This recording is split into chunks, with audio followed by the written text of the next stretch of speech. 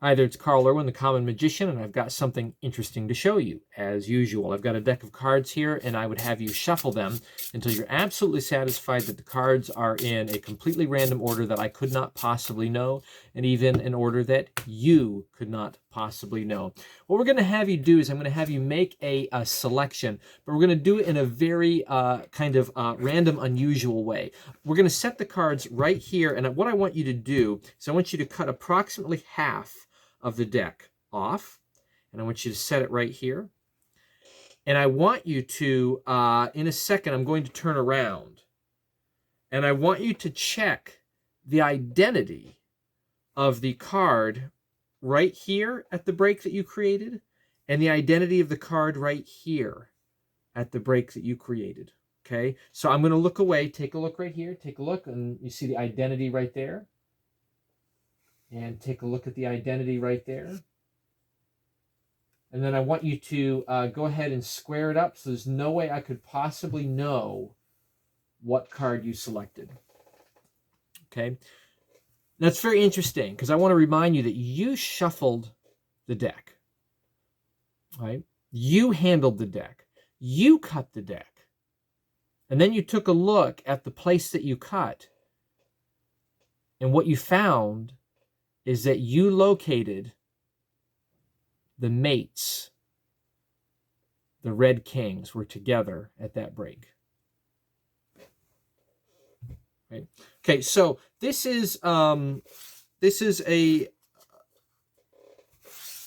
good example of what I was going to demonstrate to you, but it worked out way better, okay, than what I thought. And this is going to tie in lessons that we've already talked about in the previous two videos, particularly the first one. Right? This is what we saw. So we saw the two kings, the two red kings. Here's how this trick was supposed to work. Okay? That was a random happenstance. What happened is we got to a place where I knew that we had two cards that were the two red kings, and I couldn't pass that up. That's a good ending in and of itself, right? So I just took that. Here's how the trick was supposed to work. You were supposed to shuffle the cards, and then what is supposed to happen here is you're going to do the same kind of selection. But what was going to happen is when we set the cards down, you're going to cut. We do the break. I'm going to turn around. You're going to get the identity of the value here and then the suit here. So you would end up with this and this, which I recall is the ace of, should be diamonds here, right? Queen of diamonds. So that would be your value. And then what I was going to do after you shuffle those cards is we're going to spread them here. And then I was going to have you find the card that you have selected, right? And we were going to do it sort of in an unusual way. The way we were going to do it is I was going to count cards off. I was going to have you name a number, and then I was going to count from there, right? So I just count 1, 2, 3, 4, whatever. You name a number. Let's say you name something like 13. 1, 2, 3, 4, 5, 6, 7, 8, 9, 10, 11, 12, 13.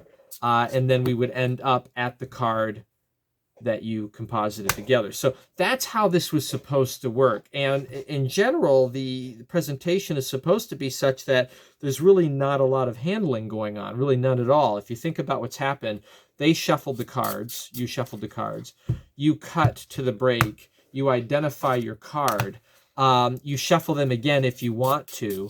And besides my spreading here and then picking the cards up in some very benign kind of handling as I explain what I'm going to do, you name a number, and right from that moment, very fairly, we count the cards off and we find them. That's how it was supposed to go.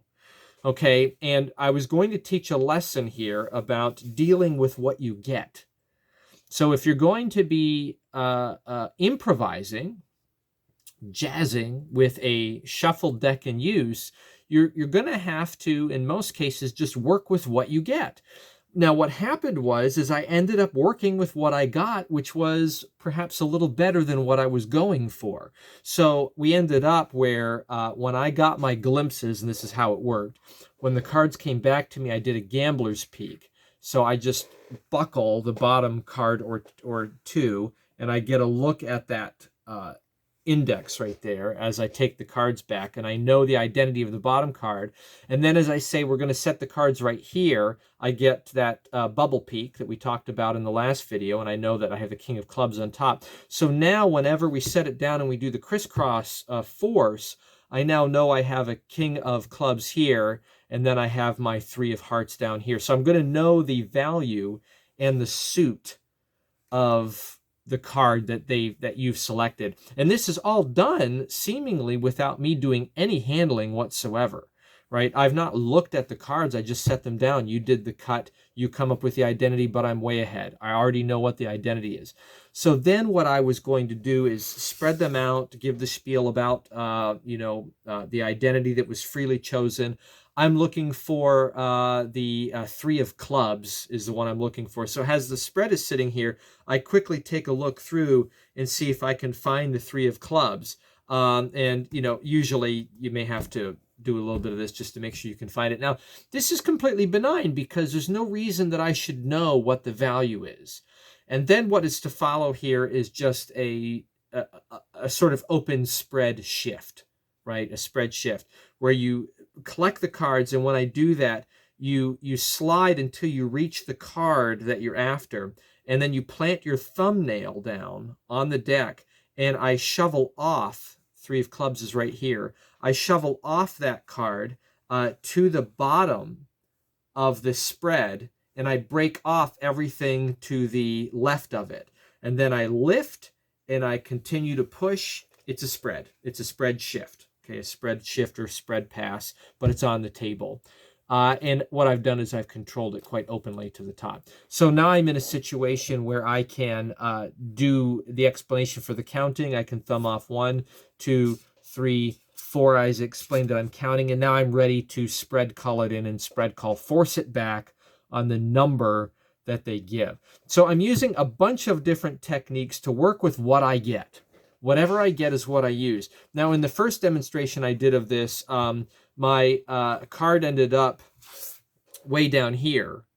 So I wasn't going to be able to easily get my spread shift in. It didn't work out. I ended up just leaving it second from the bottom, and as I picked it up, I just quickly did a